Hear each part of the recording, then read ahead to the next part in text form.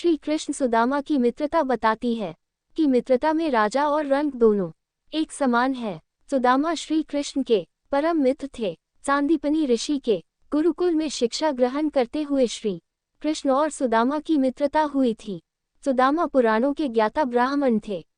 माना जाता है शिक्षा दीक्षा के बाद सुदामा अपने गांव अस्मावतीपुर में भिक्षा मांगकर अपना जीवन यापन करते थे, लेकिन कई बार अपने बच्चों का पेट अच्छे से भर सके उनके पास इतने पैसे भी नहीं थे। सुदामा कई बार अपने मित्र श्री कृष्ण की बारे में पत्नी के कहने पर सुदामा मान गए। सुदामा के पास श्री कृष्ण के लिए भेंट के रूप में ले जाने के लिए कुछ भी नहीं था, इसलिए उनकी पत्नी मानकर किसी से भुने हुए चावल ले आई।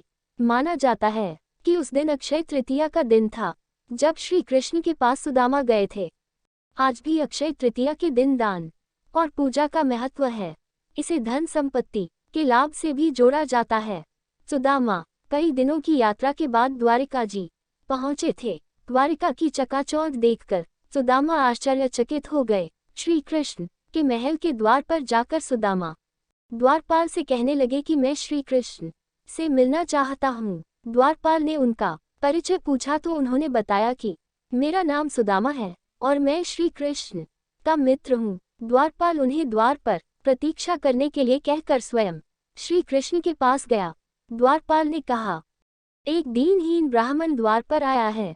उसके सिर पर ना तो पगड़ी है और उसने एक फटी सी धोती पहनी है, पैरों में जूते भी नहीं है, लेकिन वह कह रहा है कि वह आपका मित्र है। उसका नाम सुदामा है। द्वारपाल के मुख से जब श्री कृष्ण ने सुदामा का नाम सुना तो श्री कृष्ण नंगे पांव दौड़े दौड़े द्वार पर गए। उन्होंने सुदामा को हृदय से लगा लिया। श्री कृष्ण सुदामा को अपने महल में ले गए और अपने नेत्रों की वर्षा से ही उन्होंने सुदामा के पैर धुलवा दिए। स्नान भोजन के बाद श्री कृष्ण और सुदामा ऋषि संदीपनी के आश्रम की बातें याद करने लगे।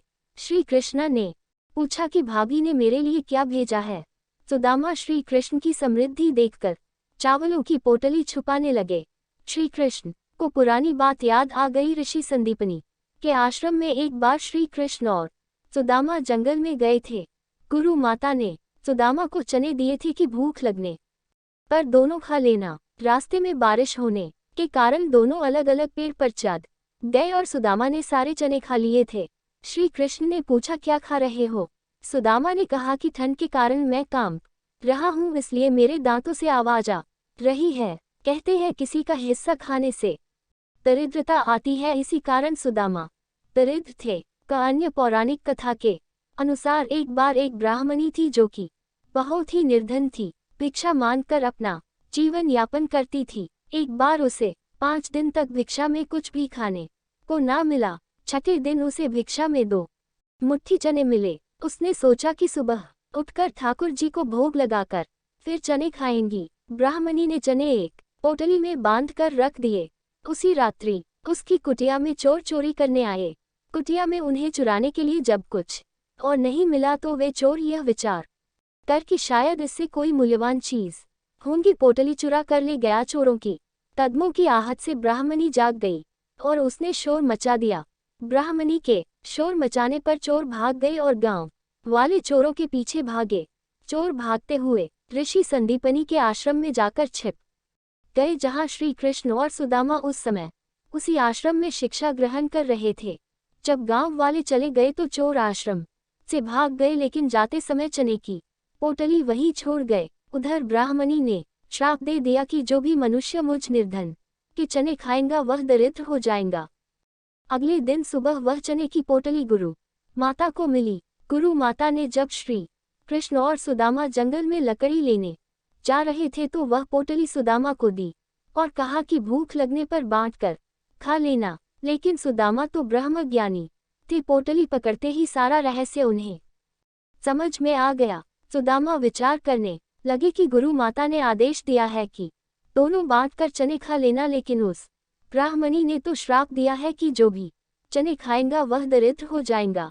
यदि श्री कृष्ण ने ये चने खा लिए तो सारी सृष्टि दरिद्र हो जाएंगी। इसी श्राप के भय से सुदामा ने सारे चने स्वयं खा लिए और उस ब्राह्मणी का श्राप स्वयं पर ले लिया। इस तरह सुदामा ने श्री कृष्ण से अपनी सच्ची मित्रता निभाई थी। इसलिए श्री कृष्ण के ने कहा, तब तुमने चने छुपाए थे, अब तुम चावल छुपा रहे हो। श्री कृष्ण ने प्रेम भाव से चावलों की पोटली ली और 2 मुट्ठी चावल खा लिए। श्री कृष्ण कहने लगे, जितना रस मुझे आज इन चावलों को खाकर आया है, आज तक और किसी को चीज को खाकर नहीं आया। सुदामा श्री कृष्ण से कुछ भी न मांग पाए, बिना कुछ मांगे ही घर लौट गए। रास्ते भर सोचते रहे कि पत्नी को जाकर क्या जवाब दूंगा, लेकिन घर पहुंचने पर टूटे फूटे घर की जगह महल बना था। उनकी पत्नी और बच्चे ने बहुत सुंदर वस्त्र पहने थे। ये देखकर सुदामा समझ गए कि यह सब श्री कृष्ण की कृपा से हुआ। ऐसे ही है ठाकुर जी, बिना मांगे ही अपने भक्तों की मुरादें पूरी करते हैं।